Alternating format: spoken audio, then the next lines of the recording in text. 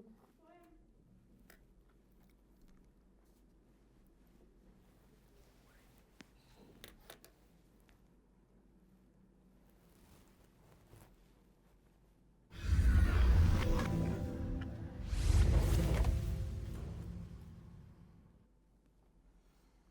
Përshëndetje, unë jam Elida Zylvari, kryeredaktore e Portalbit. Ky është emisioni jon i tretë që e bëjmë në bashkëpunim me Nova TV. Në këtë emision, mysafir e kemi zotrin Rafiz Aliti, i cili është deputet i BDI-s dhe antar i kryesisë qendrore. Mirë se erdhe, zotri Aliti. Mirësi ju gjetëm. I përshëndes gjithë teleshqyuesit që përcjellin këtë emision. Kërkojmë ndjes për probleme teknike për shkak se emisioni duhet të ishte drejt për drejt. Zotri Aliti, ju të dielën parashtruat, prezantuat platformën politike të BDI-s para forumit rinor në Çajër. Me sa e pam, 5 pikat e platformës nuk ishin diçka e re, të themi ngjërisi ose premtimi i ri që mund sillet para opinionit. Kisha dash që njëherë të elaborojmë kërkesën e parë të juaja, e cila ishte vendim konsensual. Çfarë do të thotë për partinë e juaj vendimi konsensual? Unë mendoj se shumë gjëra në qeveri gjatë funksionimit tonë mes Bashkimit Demokratik për Integrim dhe VMRO-DPMNE-s, pasi që kemi qenë me një qeveri, shumë gjëra kanë shku me konsenzus. Nuk do t'ishte mirë që qeveria të kishte sjell vendimet njëanshme, do të thoja pa pëlqimin e ministrave, në këtë rast do të thoja Bashkimit Demokratik për Integrim, ose votimi i ligjeve në kuvent pa votimin ose pëlqimin pa marrëveshje me Bashkimin Demokratik për Integrim. E them këtë për shkak se votimi konsensual do të thotë buxheti i Republikës Maqedonisë dhe gjithë vendimet në qeveri të sjellen me konsenzus, me pëlqim të dy palëve që bëjnë koalicionin. Në këtë rast ose dy palëve që janë në qeveri ose në kuvent dhe miratimi i ligjeve duhet shkojë me konsenzus. Me siguri se ka pa raste që partneri jonë i koalicionit ka tentu ligje t'i kaloje në qeveri edhe me mbi votim, por ne në kuvent në ato raste kemi reagu si grup parlamentar, pasi që kemi qenë të informum nga ministrat tonë se vendimi i qeverisë nuk ka qenë me konsenzus dhe ne kemi përdorë mekanizmat tonë brenda kuvendit që ato ligje mos të kalojnë edhe të ndalen. Mirë po, e dim që, ju kërkoni vendim konsensual, mirë po, kjo nuk varet vetëm nga ju. Si do të arrini këtë? Na tregoni mënyrën se si do të arrini që partneri juaj, kush do qoftë në koalicion, të thotë okej. Po unë do të them atë se gjitha gjërat varen prej vetë neve shqiptarve. Nuk pajtohem atë se nuk mund të arrihet kjo. Ne me politikat tona si partner të koalicionit duhet të imponojmë që vendimarrja në qeveri dhe në kuvent tjetë me konsenzus. Do të them për disa ligje ne atë mekanizëm e kemi në kuvent. E them këtë e kemi për shkak se ligjet që kanë të bëjnë me gjuhën, kulturën edhe kështu me radhë, çdo ligj prej atyre duhet kalojë edhe me votat e shumicës. Shumica e padenterit, do me thënë. Padenterit apo edhe me votën e shumicës shqiptare që përfaqëson qytetarët shqiptar në kuvendin e Republikës Maqedonisë. Dhe gjërat nëse janë kështu, do të thotë Maqedonia sipas meje nuk mund edhe të funksionojë si shtet pa konsenzus. Për shkak se Maqedonia mund të funksionojë vetëm me marrëveshjen mes dy komuniteteve. Kuptohet, ato marrëveshje bëhen kur formohet qeveria, ato marrëveshje bëhen mes liderëve politikë që përfaqësojnë dy subjektet politike dhe pastaj mbas të ati konsenzusit, të atyre marrëveshjeve që bëhen në nivel di subjekteve politike dhe funksionon qeveria, kuvendi dhe kështu me radhë. Po mirë, si do të duket kjo, për shembull, ju si deputet, si na konkretisht kur do të cillet një ligj si do të ndikoj kjo në punën e parlamentit apo qeverisë, edhe si ma konkretisht na sqaroni si do të duket? Po ne kemi pa raste kur kemi vlerësuar se një ligj është në dëm, ja të them ligj që ka të bëje me arsimin dhe ministri ka qenë i palës tjetër, ka qenë i vëmëro dhe pëmënes. Dhe ne si grup parlamentar e kemi rëzuar ligj. Nuk e kemi votu me shumicën e badinterit, për shkak se do të them në mandatin 2008-2011 kemi paras që kemi rëzuar di ligje për njëherë në Kuvend, që ishin propozuar nga Ministria e Arsimit, me të vetmin qëllim të tregojmë ministrit se duhet bëje konsultime me grupin parlamentar Bashkimi Demokratik për Integrim, duhet bëje konsultime me subjektin që ka partner të koalicionit, këtë rast them Bashkimi Demokratik për Integrim. Dhe ish ministri apo ministri aktual i shëndetësisë që është tash, kur e pa se ne jemi vendosur përdormi mekanizmin e badinterit që ligjet të cilat nuk i harmonizon me koordinatorin e grupit parlamentar të atëhershëm, ai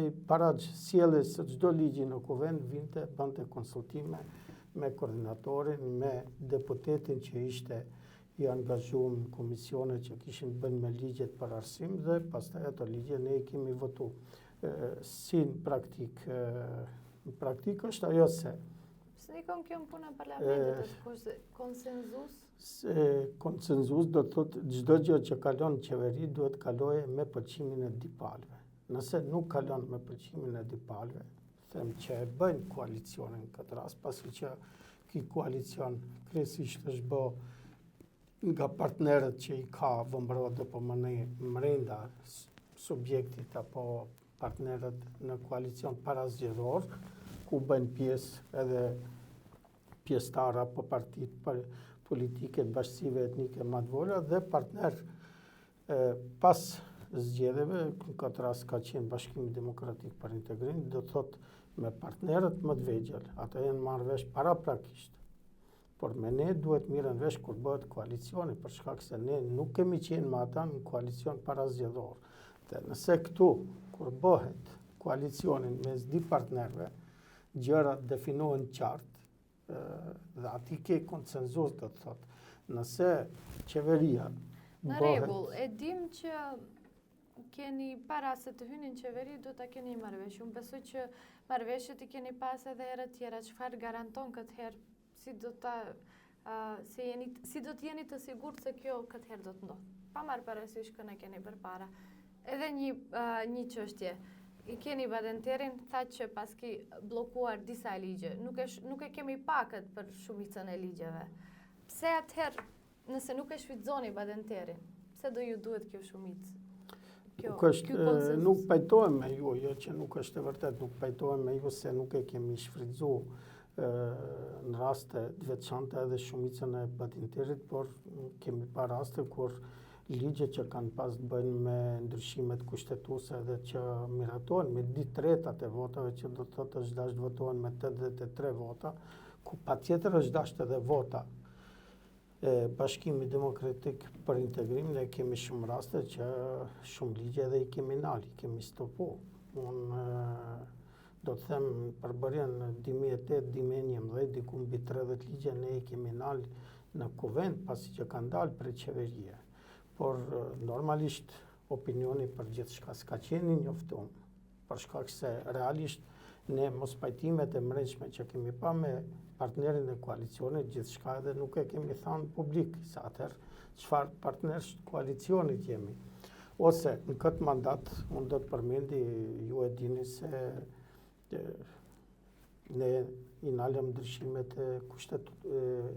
kushtetuese, të cilat u propozuan nga qeveria. u debatu në kuvend dhe në Komision për Sistem Politik, vota ime ishte kundër dhe vota e grupit parlamentar në seancë, nëse do të ishin vu në votim, do të ishte kundër ndryshimeve kushtetuese.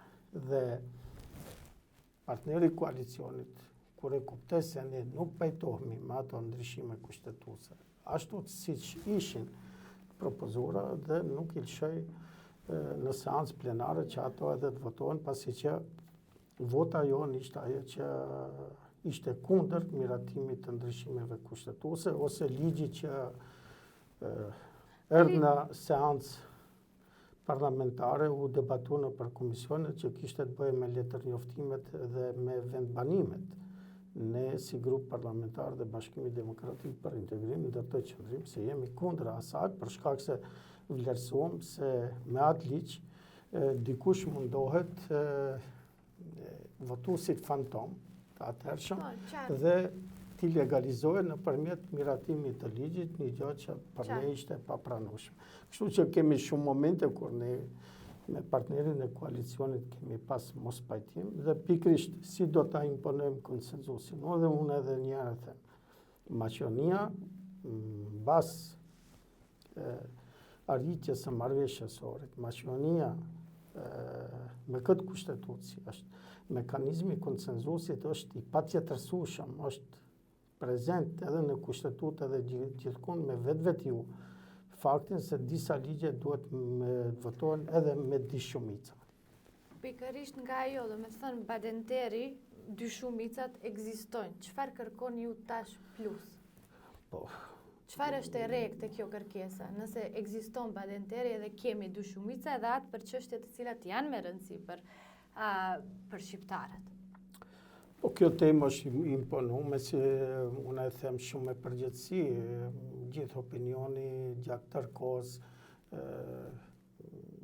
thjesht kanë dëgjuar prononcimet sidomos të opozitës shqiptare se duhet konsenzus në miratimin e buxhetit, por edhe shumë ligjeve tjera të cilat kanë të bëjnë them me shqiptar. Do të thotë vlerësimi i opinionit është se diskriminim shqiptarëve u është bë pikrisht gjatë miratimit buxhetit, ndarja jo proporcionale e buxhetit sipas rajoneve të zhvilluara, të pazhvilluara që rajonet ku nuk është investuar në ato rajone parashihen mjete shtesë, më tepër që të bëhet ai balansim i zhvillimit të rajoneve dhe kështu me radhë, dhe këtë që ne mendojmë konsenzuesi, kjo do të ishte që edhe buxheti i shtetit, por edhe vendime tjera duhet të imponohen, e them edhe një herë, kur bëhet qeveria,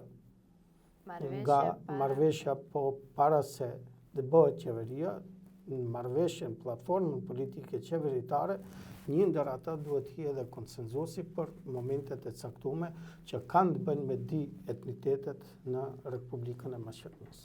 Është interesante se pikërisht kur jemi te kjo marrëveshja, para kur u zhvilluan zgjedhjet e kaluara, lideri Ali Ahmeti tha që i kemi lënë gjitha çështjet gjuha, flamuri, gjitha çështjet që ishin me rëndësi tani për eurointegrimin. Dhe ja, jemi te viti 2016, nëntor, nuk jemi në NATO edhe në BE. Pikërisht kjo marrëveshja ishte për eurointegrimet, nëse e kuptuam liderin. Pse mendoni nëse vendoni konsenzusin tani do të keni sukses? Gjithsesi e them edhe një herë se Maqedonia është një shtet multietnik, po mbi gjitha shtyllat kryesore që reflektojnë me stabilitet shtyllat kryesore që mbajnë këtë shtet janë maqedonësit edhe shqiptarët. Dhe këto janë realitetet e Maqedonisë. Dhe a duhet konsenzusi në Republikën e Maqedonisë, sidomos për çështjet që janë të ndjeshme për qytetarët dhe për di komunitetet në këtë rast, gjithsesi se duhet. Dhe sa i përket asaj që ju thatë, po, ka qenë qëndrimi i Bashkimit Demokratik për Integrim, se prioritet duhet t'u jepet eurointegrimeve. Dhe kjo ka qenë në marrëveshje me partnerin Maqedonës. Po, dhe pastaj Bashkimi Demokratik për Integrim, mbas që do të ndodhte antarësimi i Maqedonisë në NATO, që u kthehet temave siç është gjuha, flamuri dhe kështu me radhë. Dhe kjo ka qenë vlerësim politik për shkak se ne kemi vlerësuar se duhet bëhet ai presion edhe te partneri koalicionit, por edhe te pala Maqedone në përgjithësi, se ja, ne jemi të gatshëm të hekmi dorë përkohësisht për pikat që kanë të bëjnë me interesat në këtë rast, do të thoja vetëm të shqiptarëve, vetëm për hir të asaj që Republika e Maqedonisë të integrohet në NATO dhe në Bashkimin Evropian. Por parashtrohet pyetja pse nuk erdhi te integrimi i Maqedonisë në NATO, me siguri se partitë politike shqiptare gjatë tërë kohës kanë përcjell fajsojnë Bashkimin Demokratik për Integrim, gjë që nuk mban për shkak se me siguri keni përcjell ministrat tonë, delegacionet e Bashkimit Demokratik për Integrim që kanë qenë edhe në Washington, Bruxelles dhe në gjithë qendrat tjera botërore.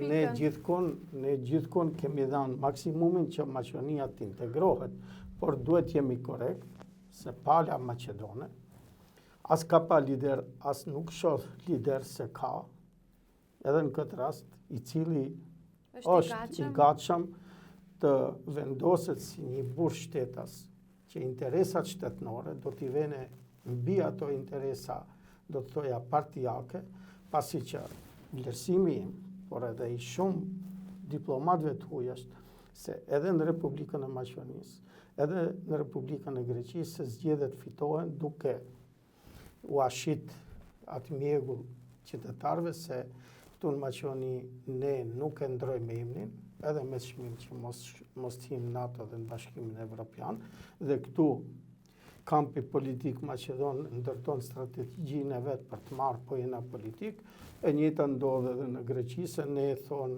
me asnjë çmim nuk do të shlojmë pej që emrin t'ua japmi Republikës Maqedonisë, edhe atje fitohen zgjedhjet dhe këtë e them për shkak se kjo bëhet për interesa partijake, edhe atje edhe këtu, por nuk bëhet për interesat qytetarëve, nuk bëhet për interesa shtetënore, për shkak se interesi i Republikës Maqedonisë është integrimi në NATO dhe Bashkimin Evropian.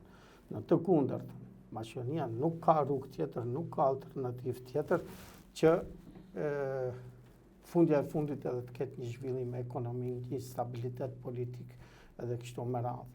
Dhe mos integrimi i Republikës Maqedonisë në NATO dhe Bashkimin Evropian do të sjellë kriza politike, do të sjellë krizë ekonomike edhe kështu me radhë. Dhe kjo ka qenë ajo pse ne si Bashkim Demokratik për Integrim në atë periudhë i dham prioritet eurointegrimeve, jo çështjeve që kanë bëjnë direkt me interesat tona nacionale. E kuptojmë atë nevojën për integrim, e kuptojmë pasi që kriza e kështu me radhë. Mirë, po ju tha që arsyeja pse ne hym në qeveri, në koalicion me VMRO-n, ishte pikërisht se do të integrohemi. Po. Edhe ku e morët ju atë garancë nga zotri Gruevski që do të integrohemi, sepse ishi shumë të sigurt se e menduam mirë, hynëm qeveri, tash e kemi këtë si çështje. Ku e morët atë garancë? Pse pastaj humbi garancë? Pse u humbën?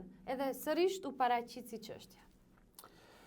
Ku e morëm atë garancë, me siguri se e kemi marrë nga partneri koalicionit, pasi që nëse ju i keni përcjell, edhe përfaqësues të VMRO dhe PMN-s. Pa dhe gjithë spektri politik maqedonas, non-stop thot se mbi interes strategjik i këtij shteti është integrimi në NATO dhe në Bashkimin Evropian, po de facto ajo është vetëm me fjalë, ndërsa është një retorik, por jo. Edhe ju këtë e kuptua tani pas 10 vite. Jo. Ne përkundrazi jemi munduar të jemi ajo pjesë e politikë bërësive në Maqedoni që do t'imponojmë ato politika edhe partnerit koalicionit që ai ta kuptojë se interesi këtij vendi edhe i Maqedonit edhe i shqiptarit është që të shkojë në NATO dhe në Bashkimin Evropian. Në të kundërtën, nëse ne nuk do t'ishmi pjesë e qeverisë, nëse ne do t'i kontribuoshmi haosit politik në Republikën e Maqedonisë, parashtrohet pyetja, është interesi i shqiptarit, është interesi i Maqedonit ajo. fundja e fundit e keqe është për gjithë qytetarët e Republikës Maqedonisë, ne kështu kemi vlerësu dhe vlerësojmë edhe në këtë moment. Nëse një e keqe ndodh Republikës Maqedonisë, nuk do të jetë mirë as për maqedonët, as për shqiptarët, as për tjerë. Dhe ne si subjekt politik kemi vlerësu se ne SPAKU nuk duhet t'i kontribuojmë haosit politik në Republikën e Maqedonisë, që të kemi krize dhe institucionale dhe kështu me radhë, për shkak se kemi vlerësuar se nuk është interes ajo edhe i qytetarit shqiptar. Fatkeqësisht Palja Maqedone, në këtë rast partneri i koalicionit, nuk ka bë punën e vet. Nuk ju ka dëgjuar. Jo, nuk e ka respektuar marrëveshjen. Nuk ka bë punën e vet. Nuk ju kanë ndet premtimeve të veta që edhe ato i kanë dhënë para elektoratit vet. Po, që edhe ato i kanë dhënë premtimet para elektoratit vet dhe i japin se ne do të punojmë në integrimin e shtetit në NATO dhe Bashkimin Evropian. Dhe de facto, fundja e fundit ne jemi njerëz, ne jemi mundur të imponojmë integrimin e Republikës Maqedonisë në NATO dhe Bashkimin Evropian, por ja që partneri i koalicionit një gjë të tillë, ato politika nuk ju kanë det fjalëve që i ka dhënë edhe para elektoratit edhe me Si që nuk është hera e parë që nuk ju kanë det fjalëve që ju ka dhënë juve, pasi që sa e di une deklaratat e Bashkimit për integrim demokratik për integrim janë se ne jemi në qeveri me marrëveshje për t'i plotësu kërkesat tona dhe del që nuk ju dëgjon partneri i koalicionit. Çfarë këtë herë, sepse prapë e keni në premtim NATO-n edhe BE-n. Unë këtë që e them, e dim se nuk ju dëgjon, nuk janë të disponueshëm, e themi se fiton sërish VMRO-ja dhe sërish BD-ja. Çfarë këtë herë, çfarë do bëni? Cili është mekanizmi i cili do ta detyroj Gruevskën, kush do qoftë lider i palës tjetër, këtë herë ta respektoj këtë vendim, këtë premtim? Unë lirisht mund të them se Bashkimi Demokratik për Integrim do të thoja edhe një luks nuk mund t'ja japë kushdo qoftë që do t'i fitoje zgjedhjet e kampit politik maqedon, që pa marrëveshje për eurointegrimet, pa platformë politike qartë qeveritare, partnerit të arshëm të koalicionit se si e mendon që Maqedonia të bëhet pjesë e NATO-s, nuk do t'ishte mirë dhe Bashkimi Demokratik për Integrim do t'ju ngele besnik be fjalëve të veta dhe premtimeve të veta se me një qeveri e cila nuk do të antarësoj vendin në NATO dhe në Bashkimin Evropian, Bashkimi Demokratik për Integrim në atë qeveri nuk e ka vendin. Dhe duke e ditë se disa herë është thënë e njëjta. Jo, nuk është thënë e njëjta, po unë po e them se dalin prej qeverisë 9 muaj, 6 muaj. Nëse nuk bëhet kjo dalin prej qeverisë. Tash nuk hym qeveri. Pse duhet t'u besojnë votuesit këtë herë? Çka është ndryshe? Çka? Shqiptarët kanë besim Bashkimin Demokratik për Integrim dhe do të kenë besim Bashkimin Demokratik për Integrim, për shkak se fundja e fundit mbas neve qëndrojnë veprat. Dhe kur Bashkimi Demokratik për Integrim ka ndërtu një qëndrim në kryesi qendrore dhe ati qëndrimi i ka ndet besnik deri në fund. Edhe në këtë rast e them, Bashkimi Demokratik për Integrim si fituesi i zgjedhjeve të ardhshme, patjetër do duhet ta akuzoje partnerin e koalicionit me 5 pikat që i tha lideri Bashkimit Demokratik për Integrim kur ju drejtu rinis Bashkimit Demokratik për Integrim. Nëse tani është patjetër kushzimi me NATO-n, çfarë ishte në të kaluarën e ajo para 2 viteve? Çka ishte me të kaluarën, unë mendoj se unë mund të kthehem. Edhe mbrapa, unë mund të kthehem. Ne kemi pa momentet kur është dasht të alëshëm qeveri. dhe zëra ka pa mrenda kryesisë qendrore për ta lëshuar qeverinë. Ka dominuar mendimi se nëse ne lëshim qeverinë mbas 6 muajve apo 9 muajve që ishmi në qeveri, se gjithë rrethanat që u kriju në vend, se këtu përveç tjerave mund ndodhin edhe trazira edhe kështu me radhë, dhe se ne nuk është mirë të kontribojmë këtij haosi që dikuj i konvenonte, do të thoja dikuj në rregull. Dikuj i konvenonte që afera e përgjimeve dhe shumë gjëra dhe të mbulohen. Në rregull, nuk i konvenon, nuk mund të dilni nga qeveria sepse do të shkaktoni kaos më të madh. Jo veç ajo. Ne nuk, ne fundja e fundit duhet ta themi publikisht. Ne nuk mund të bim në ndikimin e individëve cilët mendojnë diçka nuk i vjen mirë pse Bashkimi Demokratik për Integrim rinë qeveri. Nuk mund të bim në atë ndikim për shkak se një subjekt politik që merr votën e qytetarëve duhet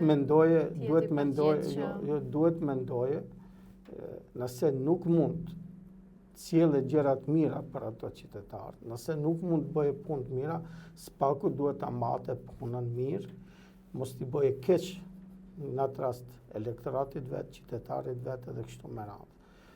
Ne si Bashkim Demokratik për Integrim këto punë kemi më të mirë, që spaku mos t'i damtojmë shqiptarët, gjë që unë duhet ta pranoj publikisht, gjë që Pala apo partneri jonë i koalicionit këto gjëra nuk i ka shiqur, spaku është përshtypja ime, nuk i ka shiqur kështu siç i kemi shiqur ne. Kanë shku deri në fund me politikat e veta, se çfarë do krize le të thellohet në Republikën e Maqedonisë, me rëndësi është politikat e atyre shkojnë deri në fund, dhe unë e them se nëse ne i kishmi shiqur punë si ata, të kishmi shiqur vetëm interesat grupore, personale, ashtu siç janë shiqur te partneri koalicionit tonë, atëherë në Maqedoni do të kishmi një haos total politik dhe nuk do të dije fundi ku do të mbaronte Republika e Maqedonisë, ose ku do ta kishte fundi. Gjë që e them, edhe këtë që e premtojmë ne tash. Është një porosi për çdo këtë që i fiton zgjedhjet në kampin politik maqedon, se problemet që kanë ndodhur apo kriza politike që është prezente në Republikën e Maqedonisë, besoj se edhe ato e kanë qartë se prej kësaj krize dilet vetëm duke i zgjedh problemet, jo duke i anashkaluar problemet, apo siç thuhet në politik, duke i mbuluar ndër të pikë problemet, që kush vjen pas nesh të zgjedh ato probleme.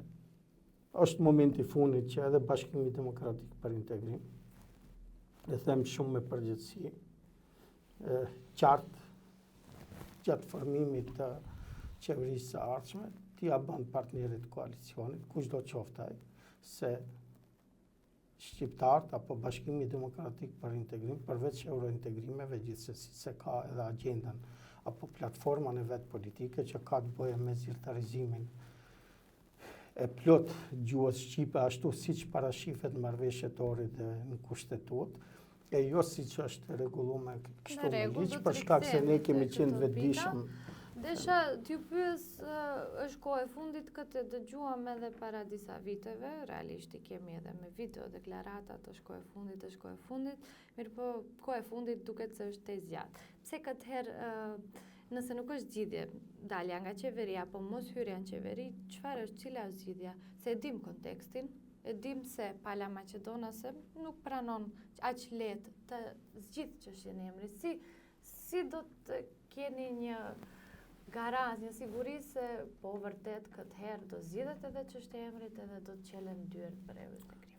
Unë duhet jam ndryshe në strategjinë tuaj. Unë ju thash se Bashkimi Demokratik për Integrim nuk do të merr pjesë me një qeveri e cila ajo qeveri në programën e vetë, në platformën e vetë politike nuk do të ketë eurointegrimin dhe integrimin e Maqedonisë në NATO dhe në Bashkimin Evropian, cilët do t'jenë rrugët për zgjedhjen e kontekstit me emrin me Republikën e Greqisë, politikat apo ata që marrin përgjegjësi që do t'jenë kryeministër dhe stafi i tij, qoftë ministri i punëve të jashtme, qoftë ministri për eurointegrim edhe kështu me radhë, që do të thotë kryesitë e di subjekteve politike duhet gjejnë rrugën.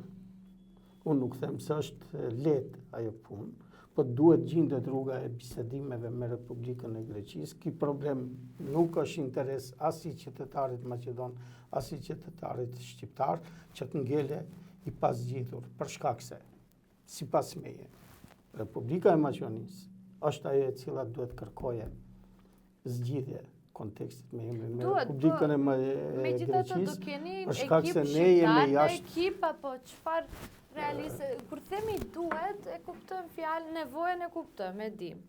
Po nuk e dim mënyrën se si. Kur themi duhet të gjendet mënyrë, çfarë keni në mendje? Me siguri keni në mendje ndonjë strategji pak më ndryshe se deri këto vite nuk ka ekip një shqiptar. Gjithsesi se ne kemi strategjinë tonë. Kemi strategjinë tonë edhe për këtë çështje, por unë nuk e mbarova që e fillova parës. Ne duhet jemi korrekt se çështja e emrit me Republikën e Greqisë nuk varet vetëm prej kampit politik shqiptar apo vetëm prej shqiptarëve, pa ndërhyrjen e faktorit ndërkombëtar. Në këtë drejtim është rënd të gjendet zgjidhje. Unë jo rastisht thash se delegacionet e Bashkimit Demokratik për Integrim në këtë drejtim kanë dhënë kontributin maksimal, por nuk erdhi deri te kompromisi, edhe pse sipas informatave që unë posedoj kanë qenë shumë afër atij kompromisi asaj zgjedhje.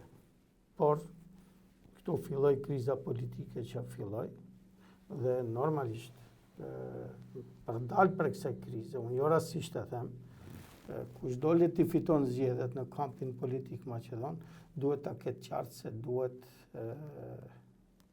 të zgjidhë problemet, jo të krijoje probleme që mos zgjidhen edhe problemet aktuale, për shkak se atëherë do të vihet në pikpyetje edhe ardhmëria e këtij shteti. Kur e them këtë, kam parasysh se çka nën kupton përgjithsesi se ardhmëria e këtij shteti nëse në këtë shtet nuk ke qeveri, nuk ke pajtim partnerëve të ardhshëm të koalicionit që të formohet një qeveri.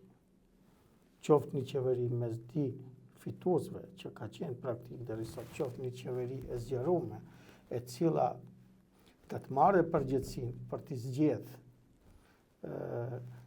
problemet të cilat janë kriju gjatë këtyre viteve dhe që janë prezente si çështja e emrit edhe çështje tjera që i bisedojmë, atë Republika e Maqedonisë e vjen në pikpyetje ardhmërinë e vet si shtet për shkak se as shqiptarët.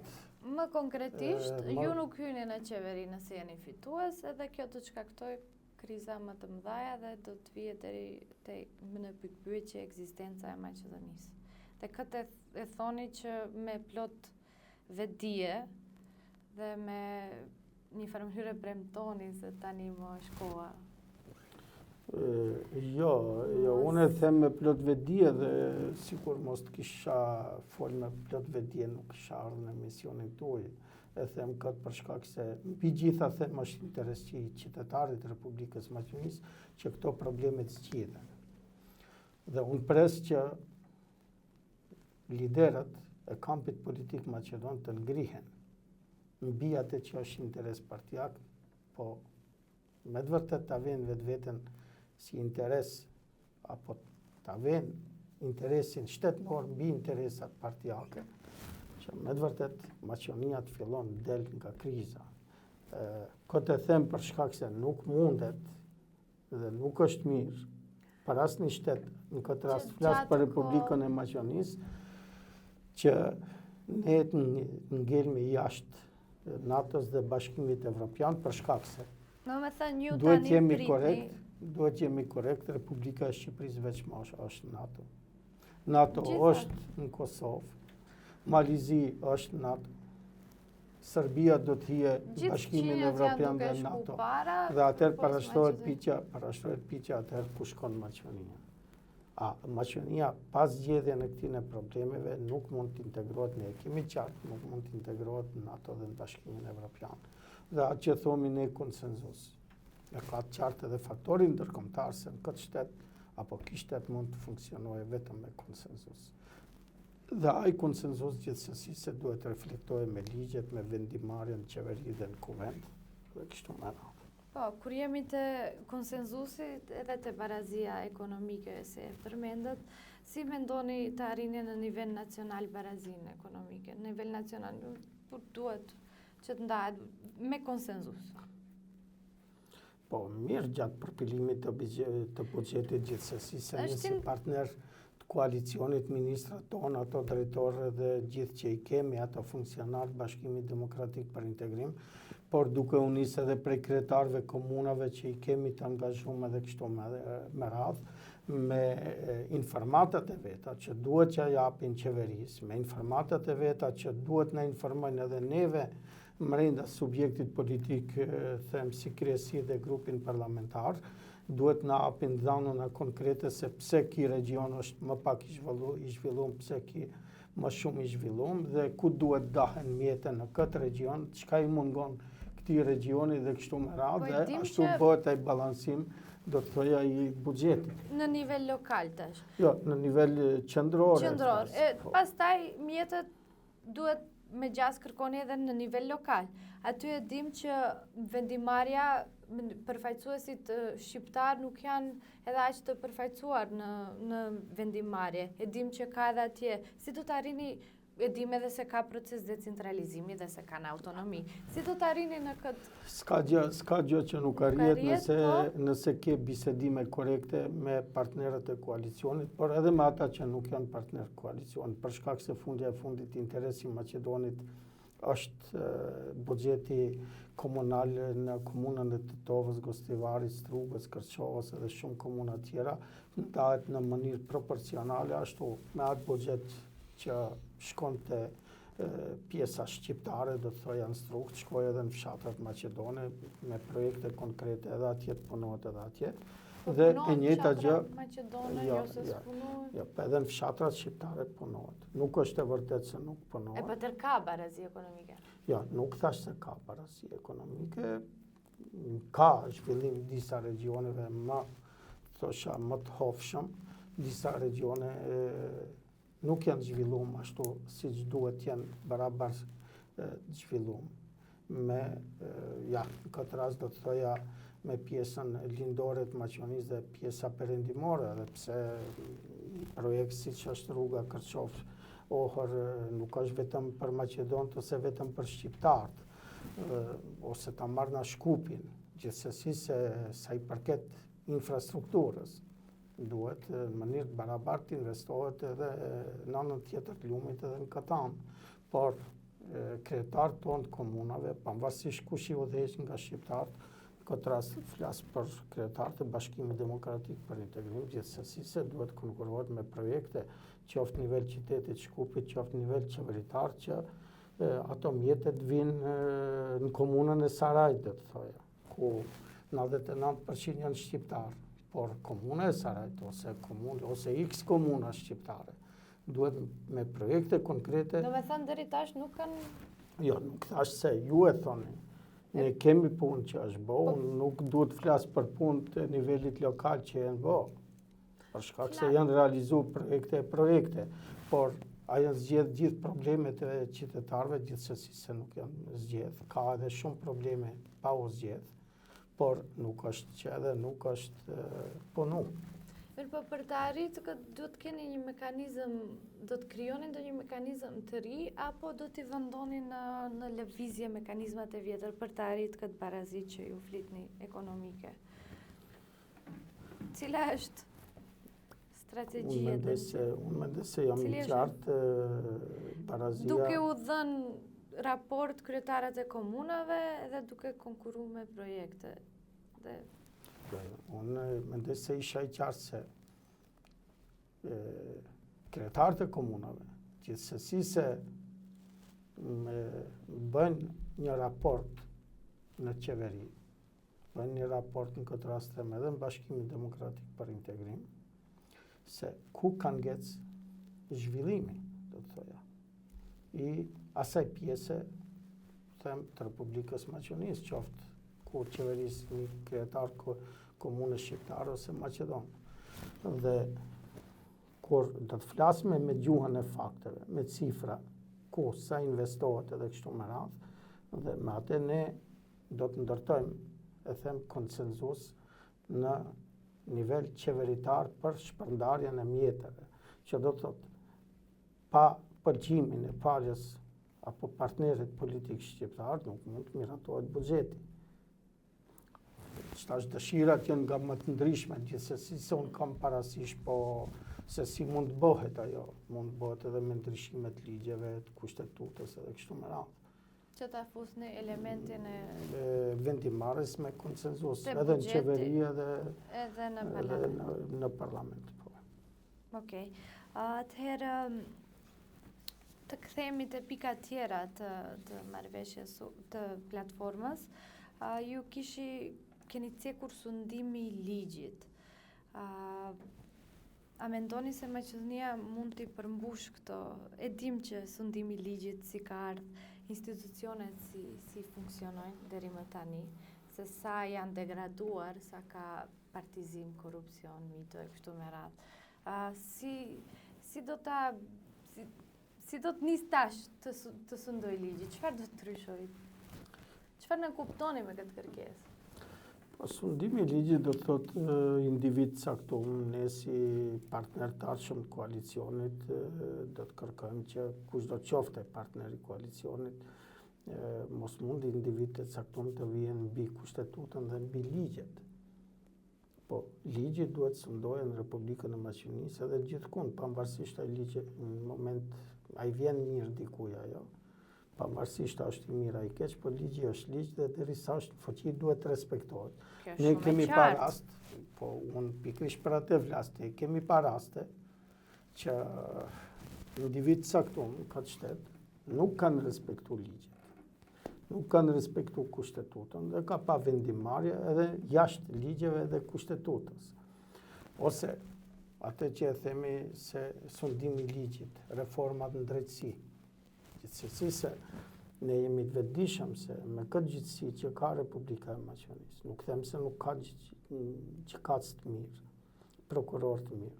Në mesin e gjithë atyre gjykatësve dhe prokurorëve ka kualitet, por se është politika e zgjitur, se ka hyrë gjithkund në porët e jetës këtij shteti, gjithsesi se e kanë qartë edhe qytetarët edhe ne, dhe pikërisht për këtë themi se marrëveshja politike kur duhet bëhet me partnerin e koalicionit, një ndër pikat duhet jetë sundimi I ligjit.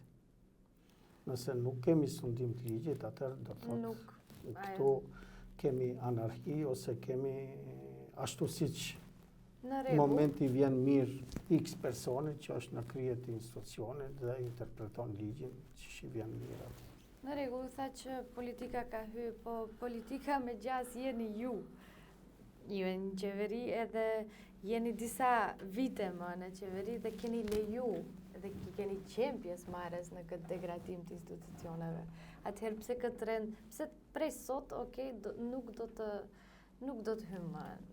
hyj politika në gjyqësi. Unë mendoj se Ndjeni përgjegjës për këtë degradim. Unë mendoj se jam I qartë se në marrëveshjen e koalicionimit, ne një ndër pikat do të jetë sundimi I ligjit, që do të thotë ne si Bashkim Demokratik për Integrim jemi të gatshëm, kemi atë vullnet politik, që me të vërtet në këtë vend të respektohet ligji, të respektohet kushtetuta. Dhe nëse kjo punë nuk bëhet kështu me marrëveshje, atëherë do të thotë ne të vazhdojmë ashtu siç ka funksionuar deri tash. Ky vend dhe jo rastisht jemi në këtë krizë që jemi. A bajmë ne përgjegjësia që thua, gjithsesi se ne bajmë përgjegjësi, po bajmë përgjegjësi me aq sa kemi pushtet në këtë vend. sikur Bashkimi Demokratik për Integrim ta kishte kryeministrin, të udhëheqte me shtetin gjithsesi se këtu do të kishte politika tjera. Por ja rastin po e them, ne bajmë përgjithësi aq sa bajmë, por mbi gjitha, Bashkimi Demokratik për Integrim nuk i ka kontribu kësaj krize. I kanë kontribu pala politike, pala apo kampi politik Maqedon edhe kështu me radhë. E them këtë për shkak se ne si shqiptar, asnjëherë nuk kemi qenë më të përfaqësuar në gjykata, në polici, në ushtri edhe kështu me radhë në administratë, por nuk e kemi arrit atë maksimum që e garanton kushtetuta. Nuk e kemi arrit atë nivel përfaqësimi të thoja në gjykata dhe gjithkund që e kërkon ligji edhe kështu me radhë, për shkak se unë ligjet që kam votu, ja edhe për gjykatat kemi kriju mekanizma për përfaqësimin e drejt, për vendimarrjen përfaqësim drejt, dhe nëse dikush që sot është gjyqtar, që është emnuar prej organeve mrena gjyqësisë, gjyqtar shqiptar dhe kështu me radhë, mendon se i ka borxh Bashkimi Demokratik për Integrim, ose ndonjë funksionar i Bashkimit Demokratik për Integrim mendon se X gjyqtarin e kemi qenë ne dhe ai çfarë duhet punoj si mas urdhrave partijake dhe kështu me radhë, mendoj se një gjë e tillë është e gabuar ndi anët. Përkundrazi, e them, qasja jon ka qenë që shqiptarët kenë përfaqësim drejt dhe adekuat në bazë të kuadrit që ne kemi pa në disponim, për shkak se dihet se për të bën një gjykas, një prokuror ka standarde, ka kushtet të cilat kërkohen që ai gjykas t'i plotësojë për të marrë detyrën e gjykatësit edhe kështu me radhë. Dhe ne në bazë të thoja atij brumi që kemi pas, normalisht ata që kanë konkurruar në ato konkurse jemi munduar të japim kontributin e vet që të zgjidhen ata që janë në kualitete më të larta që më duhet të bëjnë. Dhe ju thoni se për këtë nuk është dashur, nuk flas edhe për gjykatës, flas edhe për administratën. Ju thoni që punësimet që janë bë të shqiptarëve nuk janë bën bazë të përkatësisë politike, po janë bën bazë kualiteteve. Dhe këtë mund ta thoni. Po. Ndryshe nga raportet ndërkombëtare, Pribeja, Bashkimi Evropian, që thonë që punësimet janë partijake. Dhe ndryshe nga përvojat të cilën ne hasim, se kemi persona të cilën dalin dhe thonë që, ose nuk frigohen të jenë para kamerave, mirë po këtë e dim që kur thirren emrat në administrat, në punësim, i kanë listat e tyre. Unë sinqerisht mund që numëroj jo me dhjetra, me qindra aktivistë partijak që kanë ardhur unë, janë ankuar se edhe pse janë Bashkimi Demokratik për Integrim, se në ato testime nuk e kanë kaluar testimin edhe kanë radhë. A do të thotë se vetë ata që kanë bë testimin në atë komision kanë diskriminuar pjesëtarët Bashkimit Demokratik për Integrim, cilët nuk kanë arritë të kalojnë testimin dhe të punësohen si administrator. Unë mendoj se jo, por ne duhet jemi korrekt. A ka qenë përzgjedhja çdo herë më e mira? Nuk ka qenë përzgjedhja çdo herë më e mira, për shkak se edhe ata që i kemi në ato komisione, them gjatë testimeve, me siguri janë njerëz dhe diku ndoshta edhe ka lëshime të asaj natyre. Por të thuhet strikt se vetëm pjesëtarët Bashkimit Demokratik për Integrim janë punësuar, nuk është e vërtetë.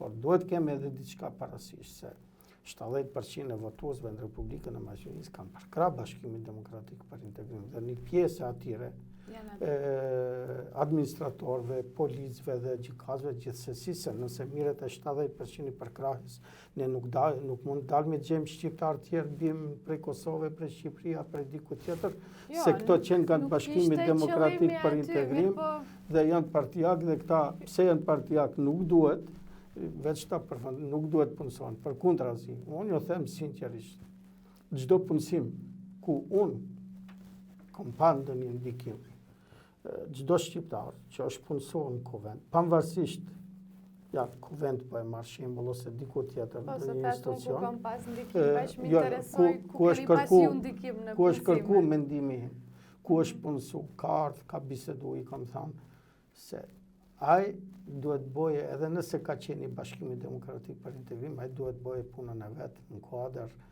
kompetencave që I ka atje ku është punësu. Dhe jam I kësaj partie ose I asaj partie, unë duhet jam I privilegjuar ose them mos të pranohem në punë. Mos t'i gëzoj gjithë ata drejta që ja garanton rregulloria, që ja garanton veni punës edhe kështu me radhë. E them këtë për shkak se fundja e fundit çdo individ duhet ta kuptojë. Në moment kur diku punësohet, atje kërkohet punë. Dhe ai duhet bëjë punën e vet pavarësisht ngjyrën partijake që e ka jashtë institucionit. Dhe nëse dikush prej atyre që janë punësuar e ka kuptuar se ajo është aty vetëm pse është bashkimi pse është antar I Bashkimit Demokratik për Integrim. Ka kalu testet dhe çtash ka hinë punë, them kushtimisht, dhe mos bëje punën e vet ashtu siç kërkohen, që kërkojnë standardet, atëherë nuk do të ishte në rregull me vetë individi. Po që ta mbill këtë që e thoni ju në Republikën e Maqedonisë, ky është 2 milion banor janë gjithë. Gjithë njihen mes veti. Gjithë njihen mes veti dhe kur them gjithë njihen mes veti, parafërsisht njerëzit njihen kush për ka voton, edhe kështu me radhë, nëse punësohet një pjesëtar I Bashkimit Demokratik për Integrim, normalisht ka reagime të ata që janë partive tjera. Unë kom pas X reagime pjesëtarëve të Bashkimit Demokratik për Integrim, kur janë punëso antarë PDSH-s edhe kështu me radhë, dhe kanë ardhur, kanë protestuar, ne për çka mundohemi të fitojmë zgjedhjet, të punësojmë subjekteve tjera politike dhe kështu me radhë. Por realiteti është ajo se çdo qytetar në këtë vend voton për dika.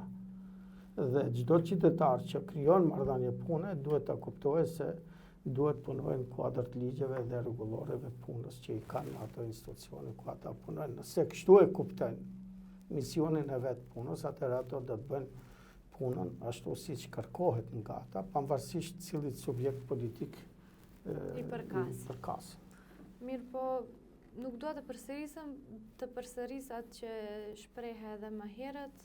Raportet flasin se ka punësime edhe nuk punësime partijake dhe ata njerëz që janë punësuar madje nuk kanë kushte. Përfaqësimi I drejt funksionon, kemi shqiptar, mirë po nuk kanë zyra, nuk kanë rinë në shtëpi, nuk kanë detyrime që duhet t'i kenë, nuk I kanë pozitat të cilat duhet t'i kenë. Si ju duket kjo? Duket e drejtë edhe ndaj atyre që punësohen sa për të marrë një rrogë ndaj të rinë shtëpi apo sa për të ardhur për të mbajtur dokumente edhe për të shkuar sepse realisht nuk ka vend për të. Unë jo rastisht e them se çdo kush që punësohet duhet ta dijë se misione ka të punojë dhe normalisht të japë kontributin e vet në atë institucion ku ai ka aplikuar dhe është pranuar punë.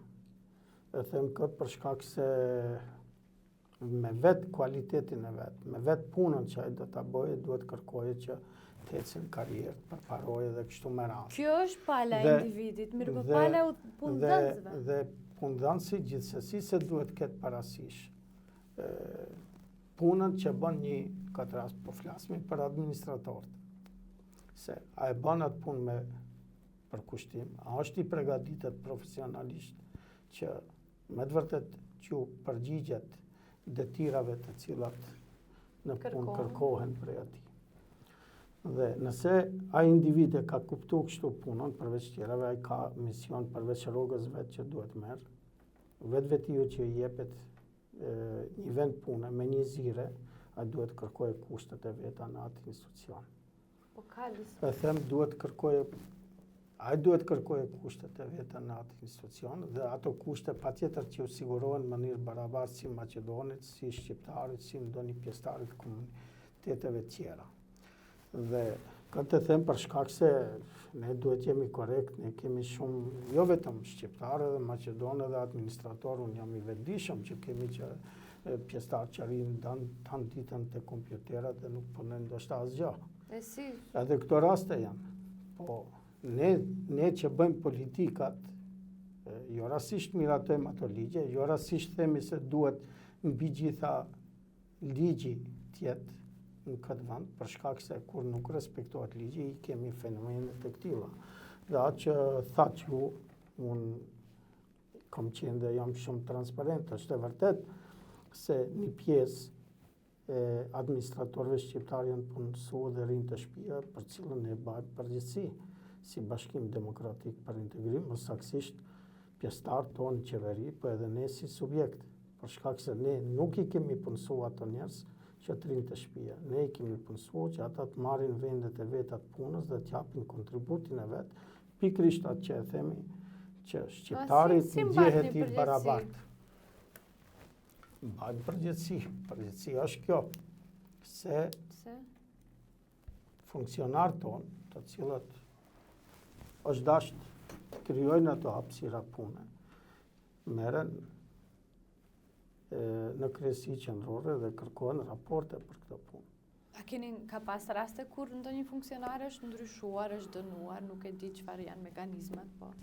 Gjithsesi ka mbartur përgjegjësi. Gjithsesi se kemi kërkuar ne përgjegjësi nga funksionarët tonë në këtë drejtim.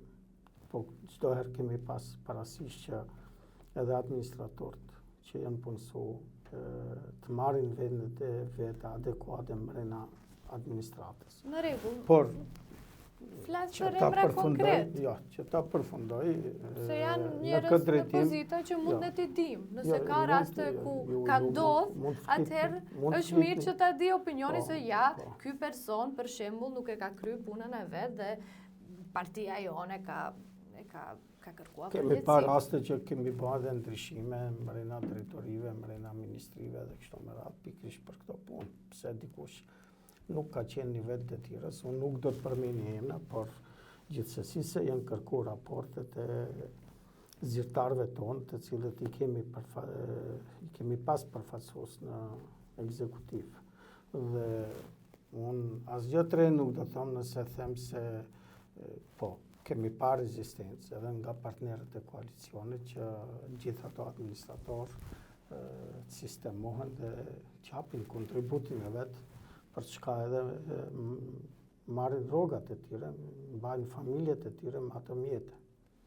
Por pa fajin e tyre, një pjesë ende nuk janë sistemuar që përgjegjësinë këtu e thash ne e bëjmë si Bashkim Demokratik për Integrim, si pjesë e atij koalicioni që kemi qenë. Në rregull, të rikthehemi te një nga pikat e platformës ishte mandati i përhershëm i Prokurorisë Speciale Publike.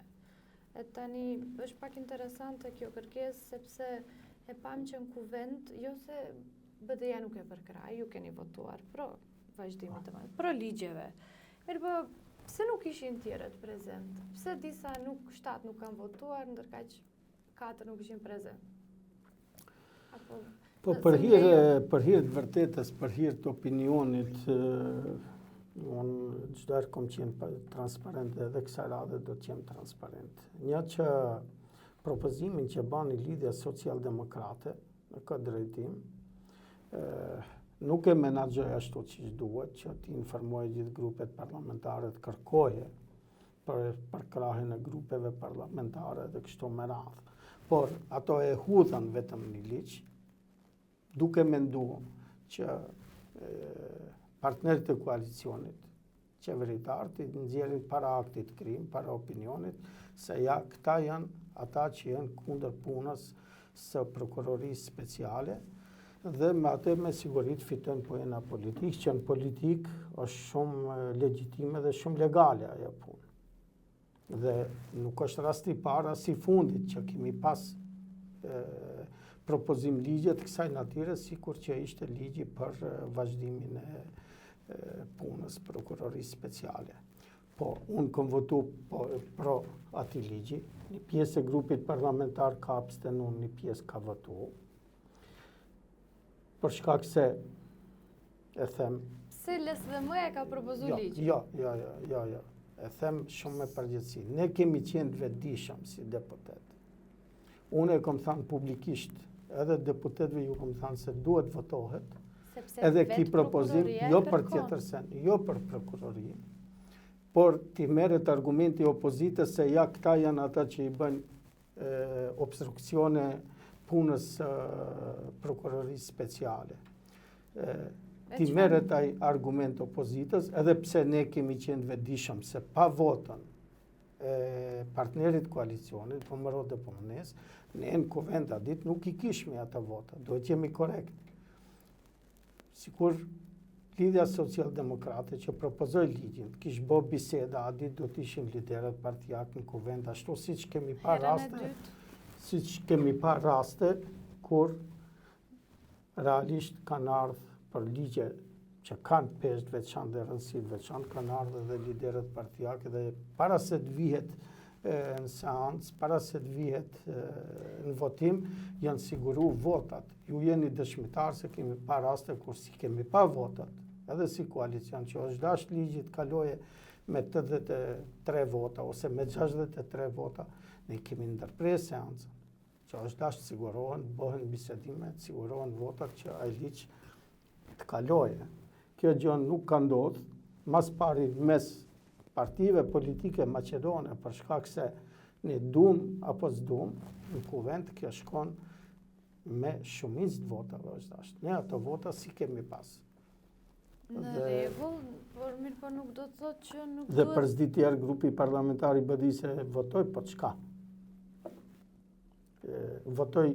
Votoi edhe ligjin që propozoi PDSH-ja, po ne e dishme se nuk kalon. Për shkak se nuk ishin siguru, nuk kishte marrëveshje, as me LSDM, nuk kishte marrëveshje, as me VMRO. Dhe ligji i propozuar, shembull për ballancimin e njësive zgjedhore, kaloi vetëm me votat, nuk kaloi, po u votu vetëm nga shqiptarët. Nuk u votu nga deputetët të tjerë, qoftë LSDM, qoftë të VMRO DPMN-s. Dhe ne, nëse ju kujtohet zëvendës koordinatori Xhavat Ademi Dul, ju tha edhe LSDM-s, pse nuk e votuat? Do të thotë, kur ka të bëjë me interesat shqiptare, ato bëhen bashkë. Shembull, e them ligjin e propozuar nga PDSH për ballancimin e njësive zgjedhore, LSDM nuk e votoi. Dhe askush nuk është marrë me këtë gjë.